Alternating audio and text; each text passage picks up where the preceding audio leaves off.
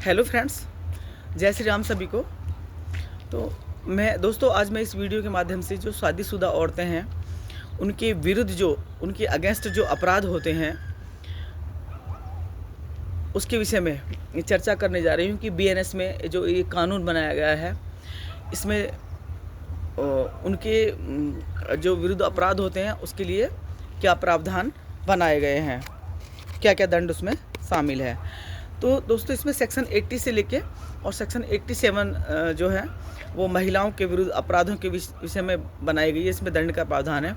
तो सबसे पहले जैसे कि हम देखते हैं, अक्सर सुनते हैं कि भाई किसी पड़ोसी से या जानकार से या अपने दोस्तों से सुनते हैं कि भाई फलाने की बहू ने तो दहेज का मुकदमा करा दिया। तो दहेज का मुकदमा करा दिया, तो वो दहेज का मुकदमा होता क्या है और दहेज का मुकदमा कौन करा सकता है। तो इसको जानने से पहले हम दहेज के बारे में जानते हैं कि दहेज किसे कहते हैं। तो देखिए, जो दहेज है वो दहेज कानून, दहेज जो डॉरी एक्ट है उसके सेक्शन 2 के तहत इसको डिफ़ाइन किया गया है।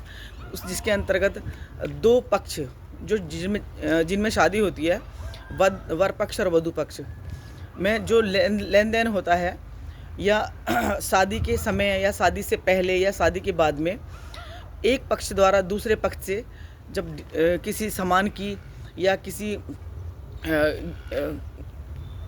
संपत्ति की या किसी पैसे की या नगदी पैसे की जो मांग की जाती है, डिमांड की जाती है, तो उसे दहेज बोलते हैं। दहेज में डिमांड का होना बहुत ज़रूरी है और तभी वो दहेज कहलाएगा। अब इसी में हम आ जाते हैं सेक्शन कि गिफ्ट पर। गिफ्ट और दहेज दोनों सेम है या इनमें कोई अंतर है। तो दोस्तों जो गिफ्ट होता है वो जो वधू पक्ष होता है उसके जो पेरेंट्स जब शादी होती है तो उस समय ससुराल पक्ष को जो सामान देते हैं और जो उपहार देते हैं वो सब गिफ्ट होते हैं और वो उपहार स्वरूप दिया जाता है। और यदि उसको लिस्टेड किया जाए तो वो कानूनी रूप से वैध भी होता है। जो गिफ्ट हैं तो वो कानूनी रूप से वैध होते हैं, लेकिन दहेज कानूनी रूप से वैध नहीं होता है। जो डिमांड होती है वो अवैध होता है। तो इसमें दोनों में के बारे में मैंने बता दिया। अब क्या है कि स्त्रीधन, तीसरा आ जाते हैं हम। तीसरा तत्व है दहेज के मुकदमे में स्त्रीधन। स्त्रीधन क्या होता है? स्त्रीधन वह होता है जब कोई लड़की जिसकी शादी होती है उसके पेरेंट्स या उसके जान पहचान वाले या फ्रेंड सर्कल या कोई और जो शादी में आता है तो उसको कोई सामान देते हैं, कोई ज्वेलरी देते हैं, तो वो जो उपहार स्वरूप दिया जाता है उसे स्त्रीधन बोलते हैं। और उस ऐसे स्त्रीधन पर सिर्फ और सिर्फ उस जिसकी शादी हुई होती है वधू का अधिकार होता है और किसी का उस पर अधिकार नहीं होता है। क्योंकि मैंने भी मुकदमे किए हैं 498 के दहेज के, तो उनमें मोस्टली लड़कियां कहती थी मेरा सारा स्त्रीधन मेरी ससुराल वालों के पास में है। तो वो स्त्रीधन पर केवल उस लड़की का अधिकार होता है। तो अब देखिए दोस्तों, अब बात करते हैं दहेज के बारे में हम बात कर रहे हैं। विवाहित स्त्रियों के साथ के जो अपराध हैं उनके बारे में हम बात कर रहे हैं। तो इसमें जो सेक्शन 80 है बीएनएस 2023 और सेक्शन 85 बीएनएस 2023 और सेक्शन 86, यानी कि सेक्शन 80, 85 और 86 बड़ी इम्पोर्टेंट सेक्शन है। इन तीनों ही सेक्शनों में जो है दहेज की डिमांड और सज़ा और दहेज मृत्यु तीनों का प्रावधान है।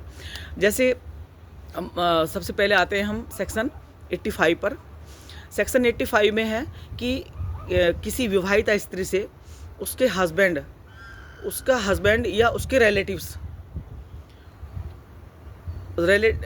में दोस्तों बहुत सारे लोग आ जाते हैं। मामा, फूफी, चाचा, ताऊ, नाना, ये सभी अगर कंबाइंड फैमिली है तो ताया, ताई, नाना, देवरानी, जेठानी, सास ससुर तो मैन होते ही हैं।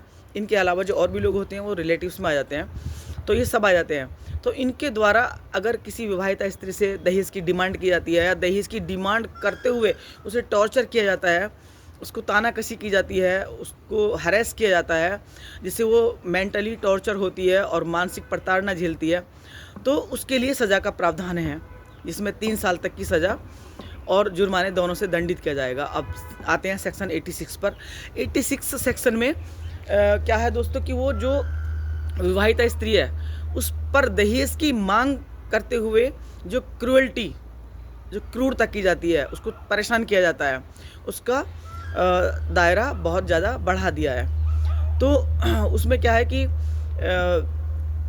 एक जो पति होता है या उसके परिवार वाले जब उससे दहेज की मांग करते हैं, अब देखिए वो दहेज की मांग कैसे की जाती है, और उसको टॉर्चर कैसे किया जाता है। तो जो टॉर्चर में आती हैं वो चीज़ें हैं कि जब शादी होती है तो ससुराल में लड़की जाती है और उसका पति जिसको जो शादी में दहेज मिला था उससे बहुत ज़्यादा एक्सपेक्टेशन थी कि मान लीजिए उसकी शादी में मोटरसाइकिल मिली है और उसको गाड़ी की एक्सपेक्टेशन थी कि भाई मुझे गाड़ी मिलनी चाहिए, और गाड़ी नहीं मिली तो वो क्या करेगा, उस लड़की को टॉर्चर करेगा, उसको बोलेगा, उसको बात बात पर इस बात का ताना देगा कि मुझे तो 4 पहियों की गाड़ी चाहिए थी लेकिन तेरे फादर ने, पेरेंट्स ने तो कुछ भी नहीं दिया, मेरी तो समाज में नाक कटवा दी, मेरे यार दोस्तों में मेरी बेइज्जती हो गई। तो इस तरीके से उसको तानाकशी या टॉर्चर किया जाता है, हरेस किया जाता है, बात बात पे उसके साथ झगड़ा किया जाता है, दबाने की कोशिश की जाती है, उसको प्रेशर में लिया जाता है। अच्छा, वही बात उसकी सास बोलती है, वो भी यही बोलती है कि भाई गाड़ी होती तो तेरे पति का ही सुख होता, तू भी उसमें बैठ के जाती और हमारा क्या, हमें थोड़े ना कुछ फ़ायदा होता। अच्छा, जिठानियाँ भी यही बोलती हैं, अब वो जिठानी का भी हवाला देती कि फलाने के बाप ने तो इतना दिया था, तेरे पेरेंट्स ने तो सब कुछ होते कुछ दिया ही नहीं। तो इस तरीके से उसे टॉर्चर किया जा रहा है। वो इतनी मानसिक प्रताड़ना झेलती है, अपने दिमाग पर इतना लोड ले रही है, लेकिन वो किसी को बता नहीं रही है क्योंकि उसे पता है उसके पेरेंट्स ने शादी की थी, उसी में इतना खर्चा किया, और भी उसके भाई बहन होते हैं या नहीं भी होते हैं, तो आदमी कॉम्पिटेंट है या नहीं है, वो सारी बातें सोच के उन चीज़ों को छुपाती रहती है और ये सबसे बड़ी गलती करती है। उसको इस विषय में बताना चाहिए। अब देखिए इसको डिमांड में कैसे परिवर्तित किया जाता है। अभी तक तो वो ताना दे रहे थे, अब आते हैं मांग पर। मान लीजिए वो कोई बिजनेस करने जा रहा है उसका पति, तो वो कहता है कि शादी में तो उन्होंने टरका दिया मोटरसाइकिल से, गाड़ी नहीं दी, लेकिन अब तो 10 लाख रुपए ला और मेरी हेल्प करा, मुझे बिजनेस करना है। अब उस लड़की पर इतना दबाव, इतना उसको बाध्य कर रहे हैं उसको 10 लाख रुपए लाने के लिए, तो अब वो इस चीज़ को भी सहन कर रही है। उसी बात को उसकी सास कहती है कि क्या हो गया, अगर ला देगी तो 10 लाख रुपए, तेरे फादर पे कौन सी कमी है, या दे देंगे इधर उधर से करके तो तेरा ही तो भला होगा, तेरा फ्यूचर होगा, कल को तेरे बच्चे होंगे, तेरे पति का बिजनेस संभलेगा। तो वो बातों को इधर उधर का करके उस लड़की से मेन मुद्दा 10 लाख रुपए का आया। अब वही जिठानी भी, वही ननद जिसकी शादी हो गई, जो शादी नहीं हुई है वो तो परिवार में रहती है, वो क्या कहती है क्या नहीं कहती है वो बात तो अलग है, लेकिन जिसकी शादी हो गई है वो भी फ़ोन करके वो ही बोल सकती है, और बोलती भी हैं या बोल सकती है कि भाई तेरा पति है, अगर तू इस समय कर देगी, जब तो उन्होंने कुछ दिया नहीं, अब कर देंगे तो क्या हो जाएगा, तुझे करना चाहिए, तेरे भले के लिए है, कल को तेरे ही काम आएंगे, इसका बिजनेस बढ़ेगा तो तेरा ही फ्यूचर है, तेरे बच्चों का फ्यूचर संभलेगा। तो वो सब चीज़ें उसके दिमाग में ऐसे डालते रहते हैं कि वो बेचारी अपने आप को इतना हरास महसूस करती है, ये बातें किसी को बता नहीं पाती है। और यही दोस्तों वो सबसे बड़ी गलती करती है, जो एक विवाहिता स्त्री को इस तरह टॉर्चर किया जाता है, परेशान किया जाता है, तानाकसी की जाती है, बात बात पर झगड़ा किया जाता है, उसको नीचा दिखाया जाता है। तो वो चीज़ें उसको अपने पेरेंट्स को बतानी चाहिए, कम से कम पेरेंट्स को ना बताए तो अपनी किसी फ्रेंड को बताए, या चाची ताइयों को बताए, या फिर भाभी, किसी को बताए, उसको किसी को बताना चाहिए, क्योंकि उस समय जब वो नहीं बताती है और आगे जाकर उसके साथ कुछ गलत हो जाता है तो फिर बड़ी दिक्कत हो जाती है। तो वैसे आज के टाइम में तो दूसरा ही चल रहा है कि लड़कियां जो है बड़ी जागरूक हो रही हैं, बहुत कम लड़कियां हैं जो अपनी चीज़ों को छुपा लेती हैं और ये सोचती हैं कि भाई नहीं मेरा घर ख़राब हो जाएगा और रिश्ता ख़राब हो जाएगा, तो वो चीज़ों को दबाती रहती हैं और वो कंप्लेंट भी नहीं करती हैं। और कई लड़कियां चली जाती हैं थानों में, वो सीधा साधा कंप्लेंट भी कर देती हैं। मोस्टली लड़कियां कंप्लेंट नहीं करती हैं क्योंकि उन्हें पता है कि शादी हुई है तो थोड़ा झेल लूँगी, क्या पता समय के साथ सब कुछ ठीक हो जाए। लेकिन कई बार समय के साथ ठीक नहीं होता है, वो चीज़ें और ज़्यादा उलझती जाती हैं।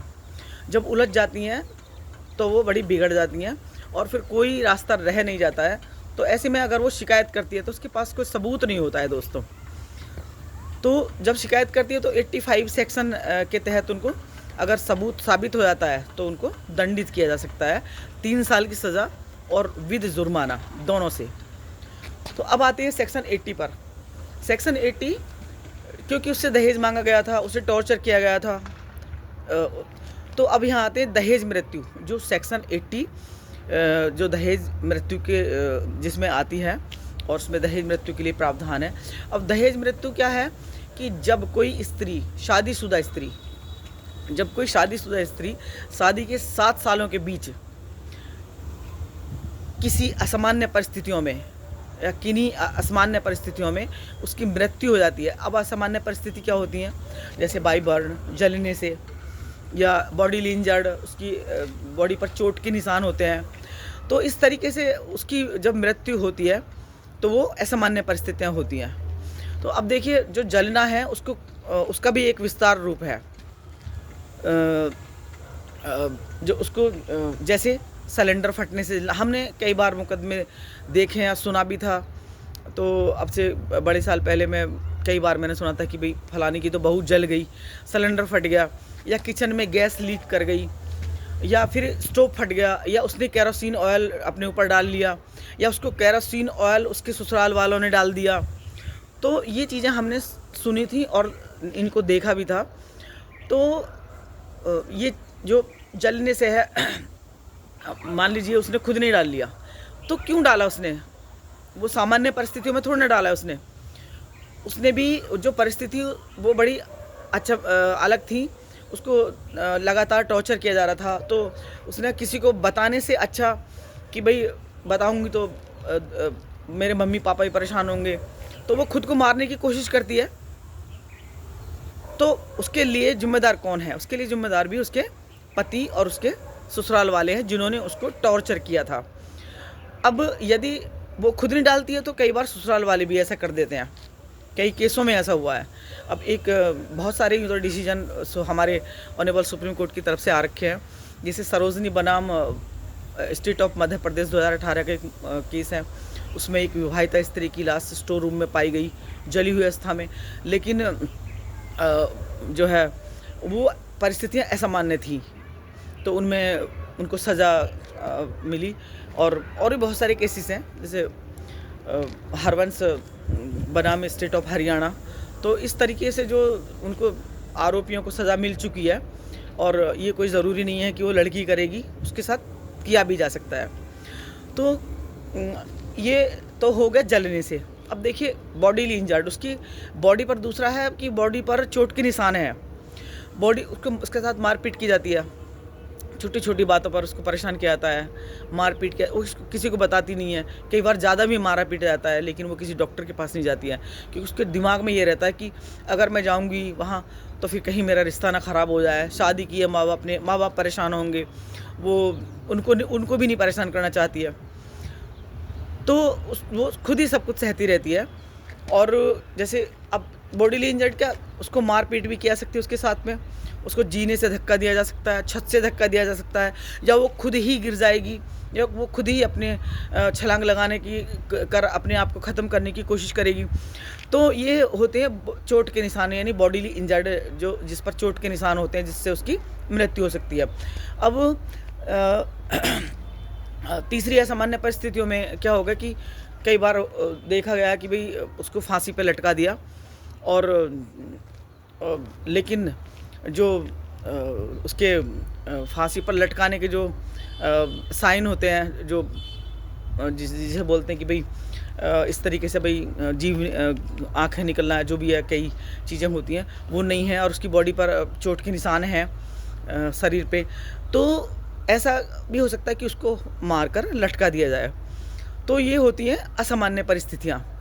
तो जब ऐसी परिस्थितियों में, और उसमें डिमांड होना बहुत ज़रूरी है।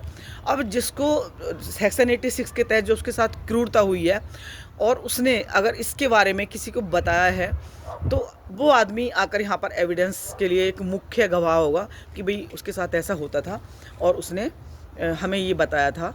तो वो बात प्रूफ भी हो जाती है। अब देखिए, अगर ये साबित हो जाता है कि उस की जो मृत्यु हुई है वो दहेज की डिमांड के कारण या टॉर्चर के कारण इस तरीके से उसको किया गया था कि उसने ऐसा किया, कदम उठाया, इन आरोपियों ने उसको इस तरीके से उसकी मृत्यु की, तो अगर ऐसा साबित हो जाता है तो सेक्शन 80 के तहत, सेक्शन 80 BNS 2023 के तहत उन आरोपियों को कम से कम 7 साल की सज़ा और आजीवन कारावास तक की सज़ा भी हो सकती है। और इसका पूर्ण रूप से जो आरोप जो से बरी होने का, जो अपने आप को निर्दोष साबित करने का भार होगा, वो आरोपियों का होगा। तो और ये बड़ा गंभीर अपराध है और नॉन बेलेबल है, सेशन ट्रायल है, तो इसमें जो है बड़ा सख्त प्रावधान बनाया गया है। तो ये थी दहेज से संबंधित सेक्शन है। इसमें और भी सेक्शन है, ये वीडियो बहुत लंबी हो जाएगी। बाकी सेक्शनों के बारे में मैं आपको फिर दूसरी वीडियो में उनका जिक्र करूँगी। तो तब तक के लिए मिलते हैं नेक्स्ट वीडियो में। इसी की अगली 81 से जो 87 तक हैं उनका मैं जिक्र करूँगी। तो मिलते हैं, और तब तक के लिए जय भारत, जय हिंद।